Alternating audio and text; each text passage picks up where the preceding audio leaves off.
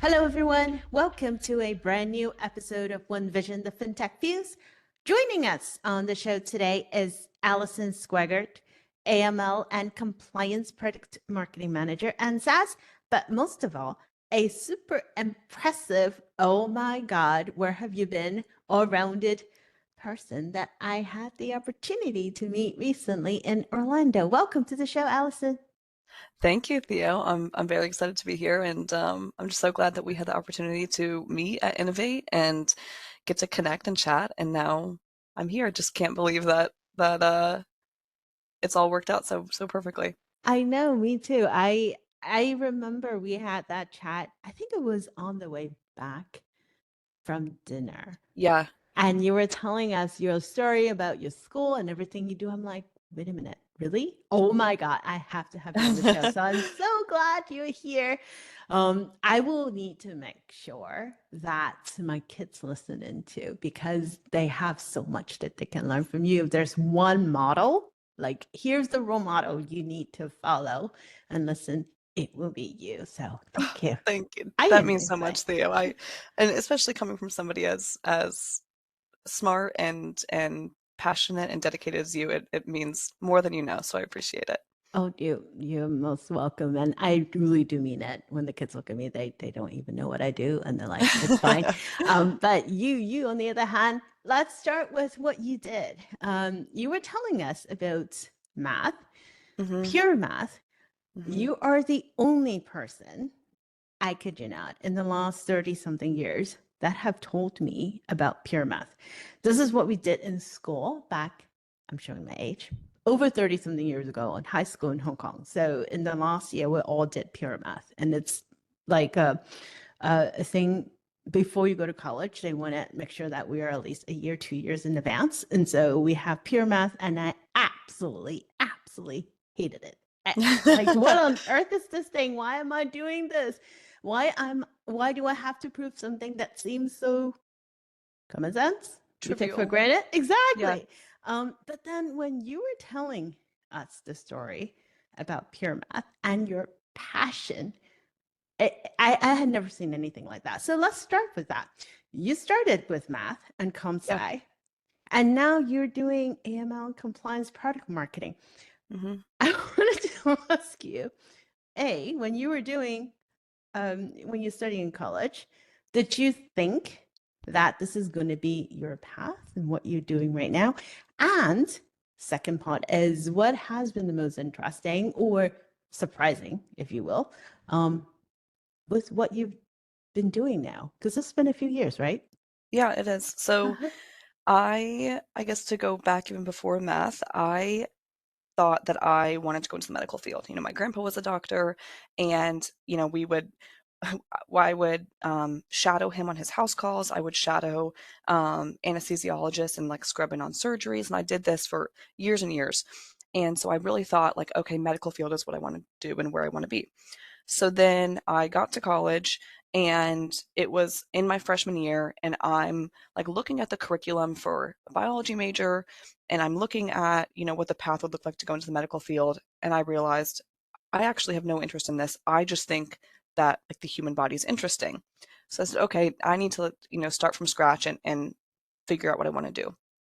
So I ended up taking like my math placement exam and I placed out of like 2.5 years worth of math. So I was like, okay, let me take a a math class and just see how I like it because I was good at math and I've made this much progress starting. So let me try to continue. So then I started taking math classes and then I took more and more and more and then I realized you know at the beginning of my junior year I said, well, I have 3 math classes left until I finish the Bachelor's of Science in pure mathematics. I might as well continue this. And then I ended up picking up computer science as well.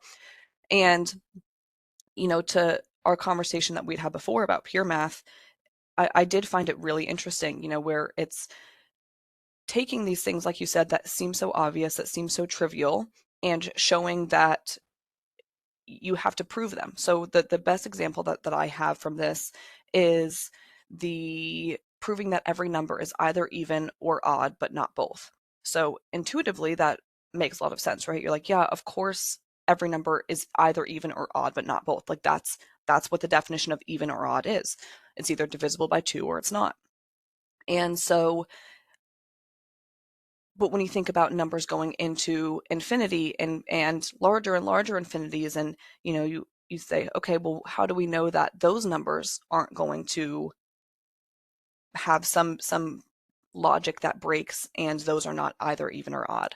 And so that's where you start doing proofs, and you set every number k to be divisible by 2 and every number k plus 1 to be divisible by 2, and then showing that down the line that for every number k or n plus 1 is all going to be divisible by 2 or divisible by 2 plus 1.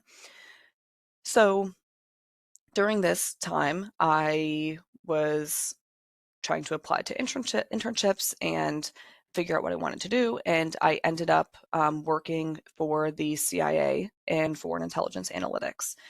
And I learned a lot. I was a very lengthy process to get there. I had a security clearance as well, so I had to go through polygraphs. I had to get, IQ testing, get examinations by the CIA's psychiatrist, had to do physical examinations, the whole 9 yards. It ended up being like a 1.5 year process.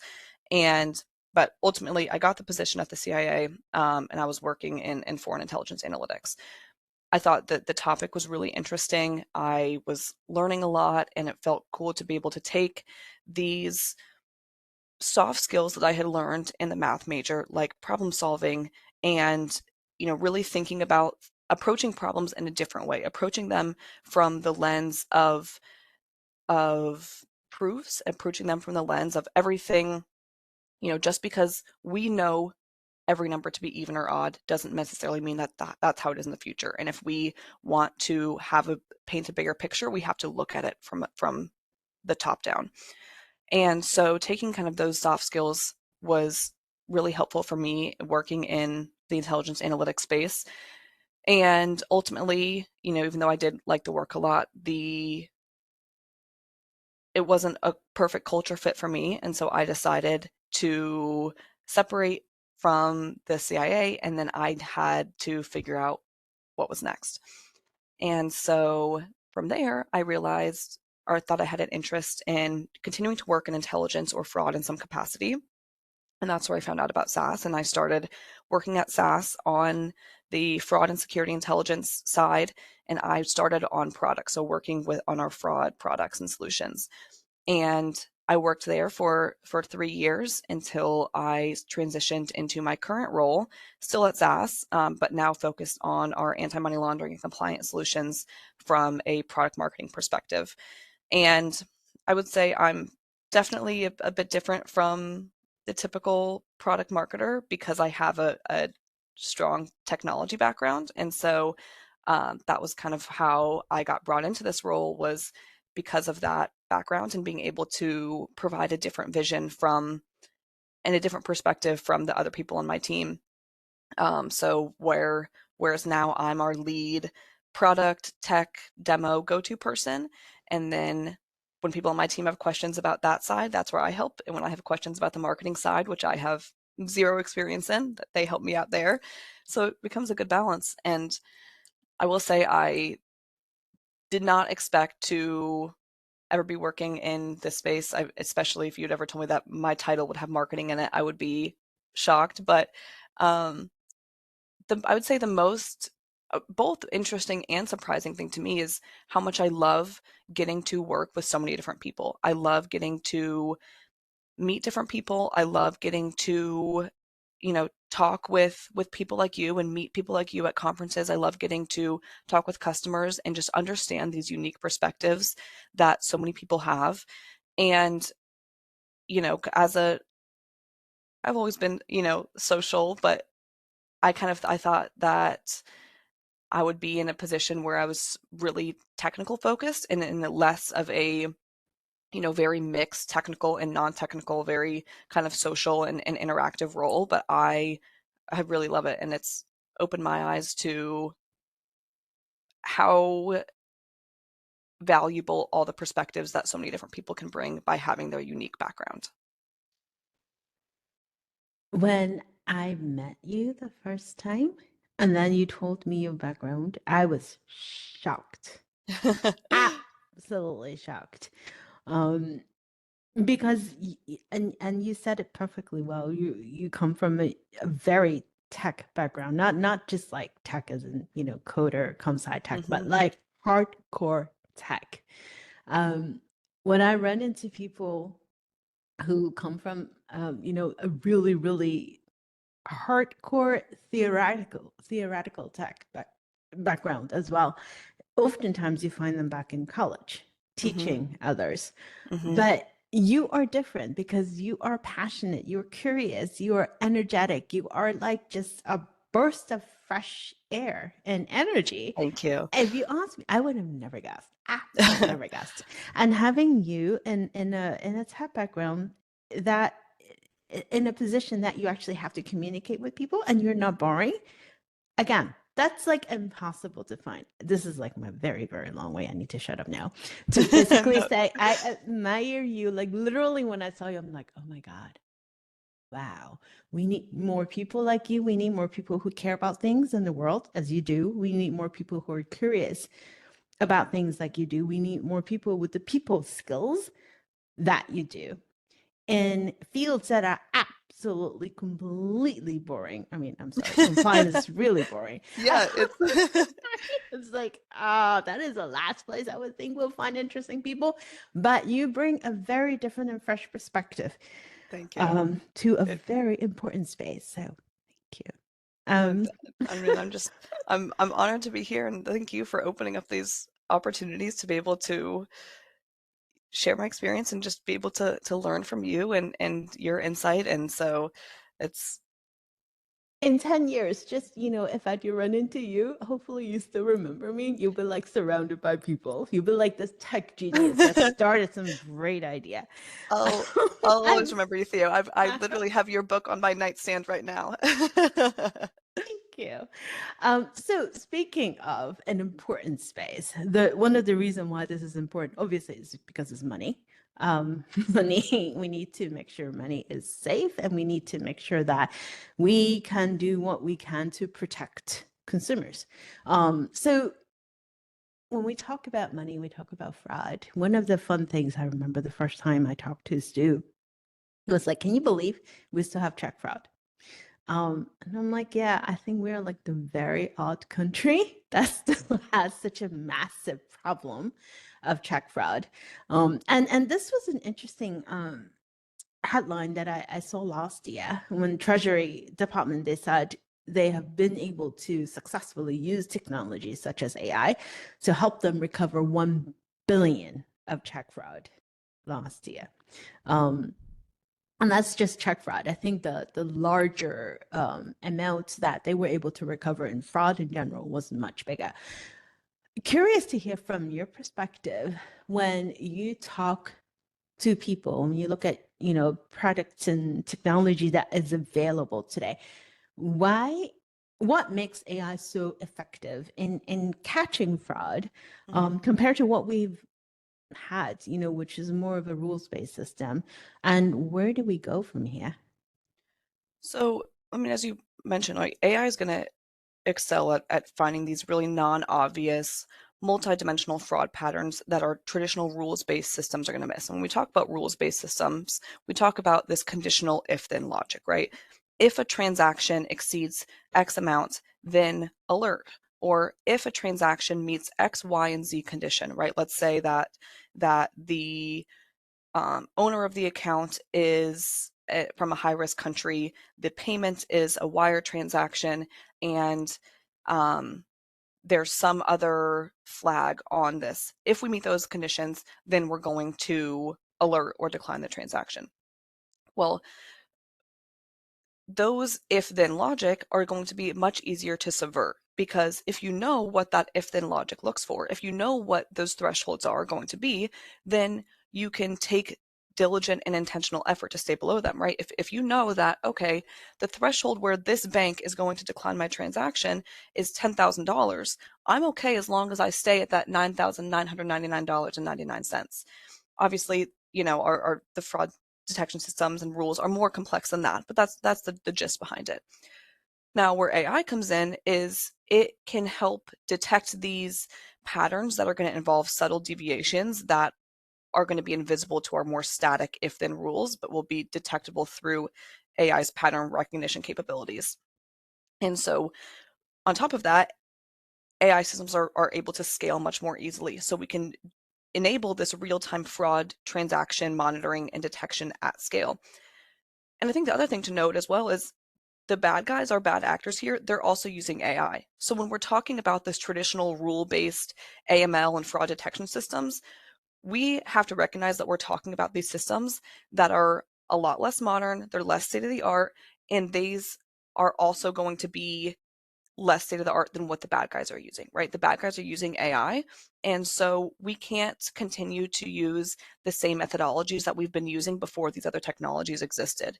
The bad actors aren't going and they're not writing rules themselves. They're using AI and they are increasingly doing this at scale and to help circumvent these static if then rules and to help launder money and bypass traditional AML systems, bypass traditional fraud detection systems. And so when we can use AI to help identify these non-obvious multidimensional fraud patterns, especially when we use things like machine learning to learn from our data, we can adapt to these fraud tactics and make them more resilient for evolving threats that we're seeing happening. It's fascinating, isn't it? And what you said is so true. The doesn't matter what the financial institution is using or not using, the bad actors do have access to these Hmm. technologies, and they're absolutely using it, which makes it super scary. We often hear from credit unions or community banks that says, well, we are small, we don't quite know exactly what we should do, Hmm. we don't want to introduce risks, so perhaps we're not going to do anything. Um, And as the other thing you have to think about is as think about the brilliant minds that we have in the fin crime space.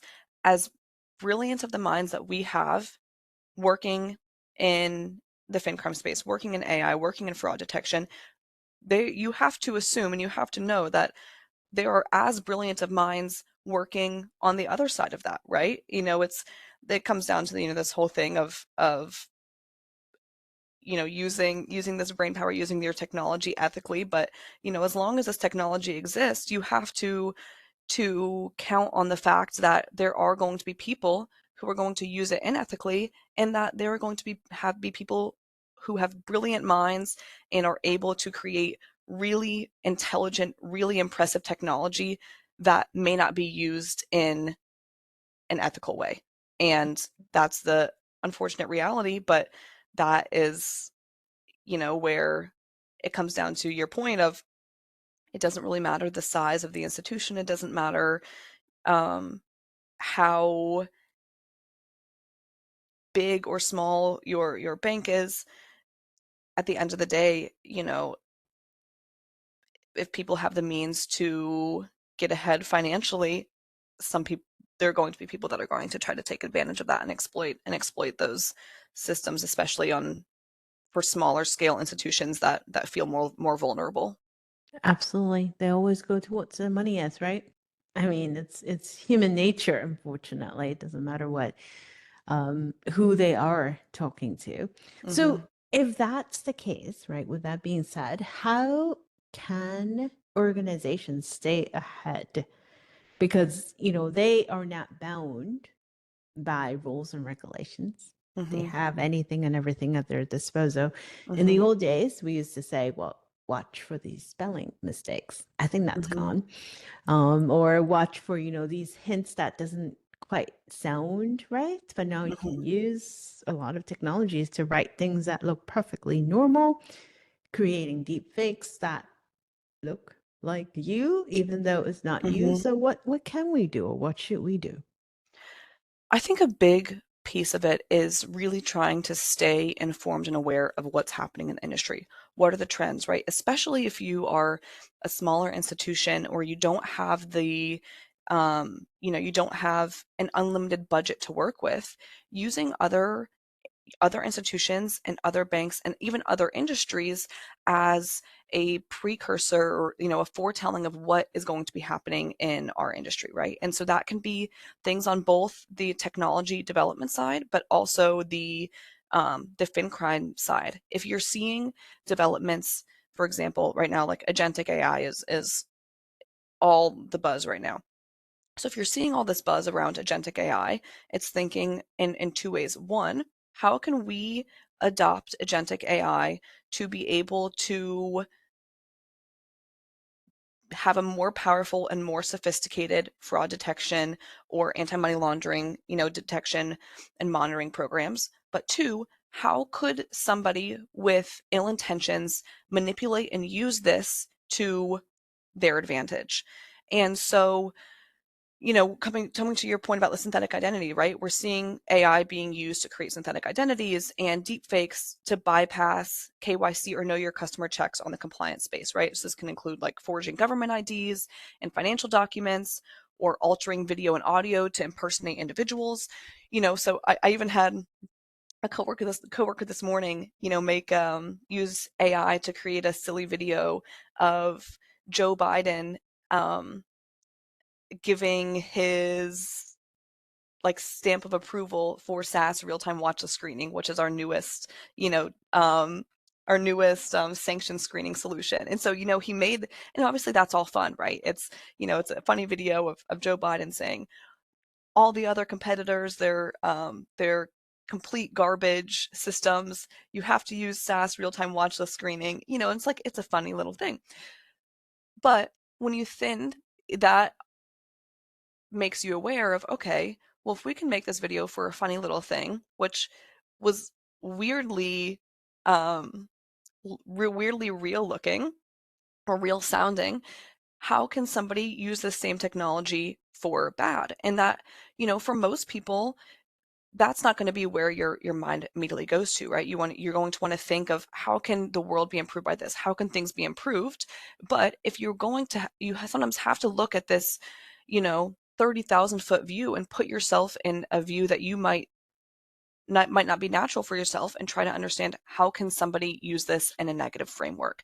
And so trying to view things from the top down, and then also um using both your own historical data as well as the trends that are in patterns of activity that are happening in other institutions, right?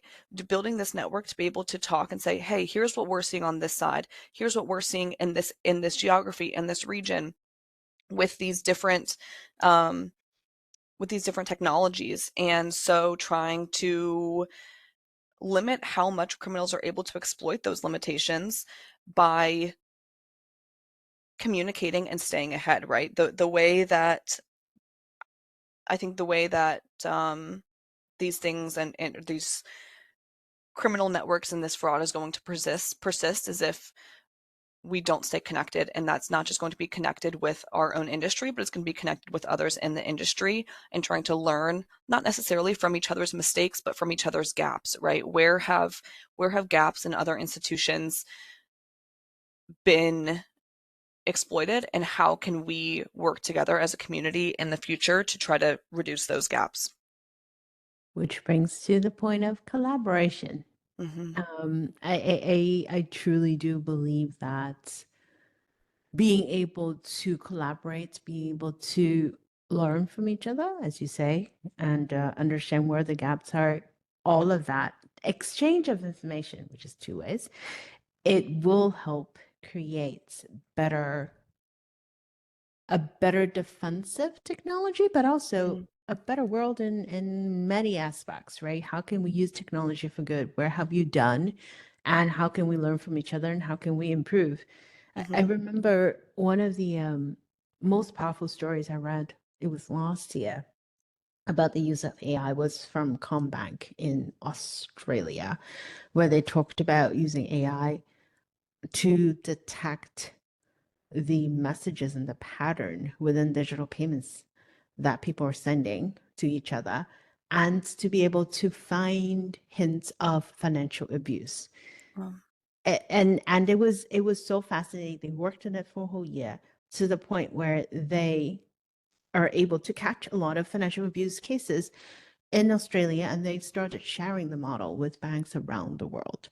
mhm, And it's about learning from the gaps, because when we move from checks, where people write messages on checks, to digital mhm. payments, how can we evolve that process to understanding how powerful that technology is, and to be willing to share it with other financial institutions? That goes to show, if we are willing to collaborate more, I think we can have a chance to create a better world and a better future. I So, agree. speaking about future, what roles do you see emerging technologies play in this future? Because I often got a little worried. Are we getting ahead of ourselves? Should we Mhm. be paying attention to what we have right now? But then at the same time, to your point, staying informed and seeing what the trends are. So, where are we going from here? So Cristobal. I think I think it's inevitable that we move forward in a way that AI and other emerging technologies are going to be playing a bigger and bigger role. I think it's hard to predict exactly what that role will look like. But I think that the biggest piece here is using AI and employing AI cannot and should not be a substitute for competence and knowledge and education. This AI should not be replacing you doing your due diligence and checking the sources of the things that you're using. When AI is coming back and it's giving you answers, whether that be from like AI chatbots like ChatGPT or Copilot or whatever those may look like, or using AI to develop algorithms. AI should be used as a complement to your existing systems, not the foundation, right? You have to build in order to be able to be successful with using AI, you have to build on top of a strong foundation, right? If you think almost like if you think like the Maslow's hierarchy of needs, right? And you have, your core pieces at the bottom, that in order to be able to thrive in your environment, you have to meet your basic needs. I think that our AML and fraud detection systems are the programs are the same way. You have to have solid documentation of your policies and procedures. You have to have data governance and not let, traditional silos persist between fraud and AML. You have to have a accurate coverage analysis and a realistic assessment of the limitations of your fraud or anti-money laundering systems. You have to take an iterative approach to fraud and compliance, right? Once you've written a rule, you don't get to leave that rule forever. You have to come back to it, because as technology changes, those rules and the things that we have to do to detect them are going to change. And so it's only then, when you have built a strong foundation for fraud detection, for anti-money laundering, that you can then begin to advance and modernize and using these advanced technologies, right? I mean, it comes to the back to the whole thing of with with data and AI, if you put garbage in, you're going to get garbage out. And so I think if we're looking at like how emerging technologies are going to play a role in the future, I think we're going to see AI become commonplace in um, so many systems in our world, both in the financial crime space and without. But at the end of the day, AI cannot be a substitute for competence and cannot be a substitute for education, right? You have to have a strong foundation to then use that strong foundation as a building block for using innovative and advanced technology and being able to enhance the things that you already know. Um, I think it's especially now, and you hear like in high school and college, students writing papers or taking writing code using AI. And that I think adopting a framework like that of, oh, well, I don't have to do it because AI will do it, is the wrong approach. You have to approach it from knowing that you are going to do the due diligence to learn as much as possible and build as strong of a foundation as possible without using these technologies, and then using the technologies to enhance what you already have built, right? AI should not be the foundation, but it should be the complement. It should be the addition. I cannot agree more. I had this similar discussion with someone else in Europe recently where we were talking about a lot of companies come out and say, well, you know what? Just use the AI to update all of your COBOL code bases, and you don't Mhm. need to learn COBOL to use that. They were selling it on how efficient and how effective it could be, and how you don't need to hire the engineers to actually do the work. Mm-mm. And we both got a little worried. Precisely, that was our reaction like, it can do things, but if you don't have the people who understand what the code was supposed to do, Exactly. right? It's dangerous because these are not like, oh, you have a small blue screen of that, quote unquote, and it will be fine, just reboot. No, no, no. These are the core infrastructure and Mhm. foundational system of our financial services industry. Is money movement, is a lot of things that's archaic, yes, but you can't just say use AI to replace it. You don't need the people in there to do it. It It it freaks me ha out. it has to be governed. It has to, because AI is fallible, and I think that's what people miss a lot, is that thinking that AI is this perfect system, this perfect technology that has access to everything in the world. Well, yes, it does, but everything in the world is not perfect, right? Perfect. So many of the sources that it's pulling from are biased. They're or have the potential for bias, right? If it's pulling in data from a inherently biased model, if it's pulling in data from a biased research, or if it's pulling um, notes and sources from a biased or inaccurate or incomplete picture, then each of that bias, that incomplete, those mistakes are going to be compounded and grow through every iteration and use of AI, right? Because that mistake or that bias that was in one piece is going to continue to grow. And so that's where you have to have the human piece to be able to do an assessment of the biases, of the gaps in using AI, and to be the thinking behind it, to be, you know, the spot checker on it, because the last thing that we want to see is, having different issues that we have worked really hard to solve and to make people aware of come back stronger because biased or unethical language, research, modeling, whatever that may look like, is now being compounded and used in decision making and policies that are going to impact so many different populations. Which is a scary thing to think about. But I do want us to end on a different note. And it's an interesting question. Someone asked me recently, and I had to pause, and I'm like, wait, I don't know. So I'm curious to hear what you think. And Hmm. the question was, if you were to have a superpower to change one thing in the world, and you don't have to worry about resources and money, and Hmm. it's like imagine you have a magic wand and you Hmm. can say, this is the one thing in the world I feel very passionate about, and I would like for us to change it with AI. What would that be and why? So definitely, a different vein from the financial crime piece, but I do think it's one that you'll find interesting. So I would love to use AI to place unhoused and homeless people into vacant homes. So hear me out. I'll give you, the kind of background on this. So based on some of the recent U.S. Census Bureau, there are currently 15 million vacant homes in the U.S. Now, about a third of those vacant homes are ones that have fallen into disrepair. About a third of them are like seasonal or like vacation homes. And then the remaining third are just completely unoccupied. So they're all, they are livable, accessible homes that just nobody's living in. So that's leaving us, we'll say easy numbers, 5 million vacant homes in the US.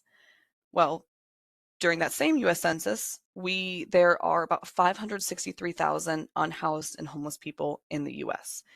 So what I would love to do is to use predictive matching with AI to analyze data on these like vacant properties based on like the location, the size, the zoning, and match them with individuals or families based on their needs, their eligibility, their proximity to these services. And then also using AI to kind of forecast um, trends associated with homelessness by analyzing like economic indicators and eviction filings, social services, and social benefits usage to help create like proactive intervention before homelessness can occur, right? Because we have a housing crisis in the U.S. On top of that, having a housing crisis where we have 5 million, more than that, but 5 million readily vacant homes, and then 500,000 unhoused people. That to me is a problem, right? This is something that we have a solution that we can um, employ.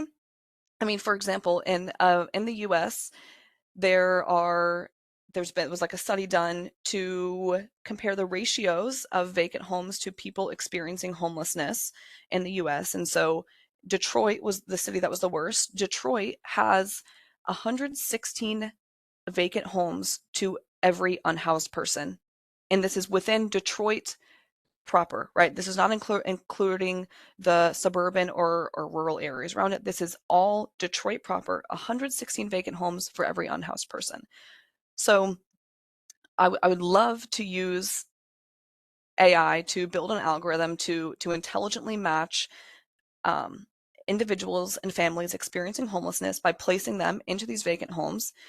And then I'd like to take that a step further and also use AI to build job matching within there's their same geographies, the same zip code, to basically say, okay, for this individual, here are their qualifications, here are the jobs that they would be suitable for, and place them into jobs that are walkable from the house that they've been placed into or accessible by public transport, so that where it can kind of work to end this cycle, right? Because the top four causes of homelessness are lack of affordable housing, unemployment, poverty, and low wages. Well, if we can work on the affordable housing piece and we can work on the unemployment piece, then those are the two top causes of homelessness can help be remedied. And a lot of times what people need is a chance, and they need a way to get off their feet. And I think if we have 5 million vacant homes and 500,000 unhoused people or people experiencing homelessness, then we can really use AI for good to get people off the streets and have them set up to be able to be in a place where they can, where their circumstances don't have to be this way, right? Obviously, I mean, experiencing homelessness is a very complicated, complex issue that has so many pieces going into it. But if money were no object and we can make and could do anything, I would that's something I would feel really passionate about, is helping these people experiencing homelessness and using the architecture and infrastructure that we already have to get them in somewhere better and safer. I love that. You're right. I absolutely love it because oftentimes people just need some help to have another chance. Mm-hmm. They need a place, a steady address, so they can even go think about applying for jobs. That's one of Mm-hmm. the big problems with Mm-hmm. not, having a house. You don't have a fixed address. You can't do a lot of things. Mm-hmm. You also cannot open a bank account. You need Yeah. an address to do that. Yeah. So that is one big inherent problem. And you not only give them a second chance, you also match another problem that we have, which is we have jobs that people Mm-hmm. can't fill. And that is a start to planting the seeds of a Hmm. different way We of have thinking about society, right? we have the vacant homes. We have the open jobs. It's just a matter of intelligently placing them and within the geography and within means that are accessible, and I think as well if the house is sitting vacant, it's not getting money, right? It's not like this is a rental property that somebody is renting or, you know, getting money off of. I mean, the highest percentage of vacant homes in the US are abandoned investment properties and bank owned foreclosure properties. So that's either a foreclosure property or a property that the bank has repossessed, and then they sit abandoned. And so those two scenarios alone um, compromise the highest percentage of reasons for home vacancy in the U.S. So it's not like it's not taking money away from somebody. It's not saying now you can no longer make money on this rental, or maybe you know there there is. I don't think that there's anybody that's hurt by people being off the streets and able to um, help themselves and their families in meaningful ways. Hmm. That they have a chance to start over. What did I say? You are special. I Thank you, I Theo. I love how you think, and I can't wait to see how the world can be with you and more people like you. So appreciate your time, Allison. I Thank you can't so wait to much. see you again next time. And until then, thank you so much for joining us on the show. And for the rest of our listeners, I hope you get inspiration from Allison and her passion and vision for a different and better world. We need more people like that. We need more voices like that. We need more people who are willing to think like that. It's not about the tech, it's the intention of what we use the technology for. And until next week, thank you so much for joining us.